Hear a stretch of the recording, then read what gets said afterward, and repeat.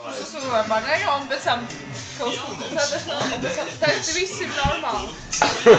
Kādreiz es domāju, ka uzspīdēs vēders.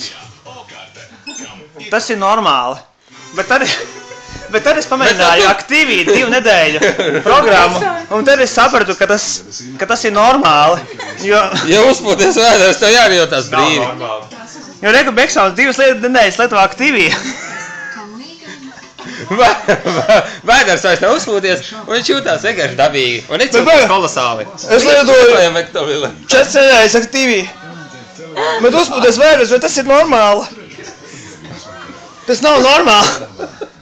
Mārtiņ, vai uzspūties vēders, vai tas ir normāli? Tas nav. Tas nav normāli. Endi, vai tas ir normāli? Uzspūties vēders. Nav normāli. Tas nav normāli. Ja nav uzspūties vēders, tas nav normāli. Lietojam aktīvajā. Jā, bet ja 2 nedēļās mums šis vēders Nebūs atkopies. Bekson, Jo. Bez aktīvie.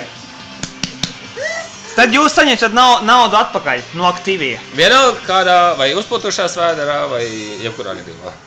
Uzpūtošās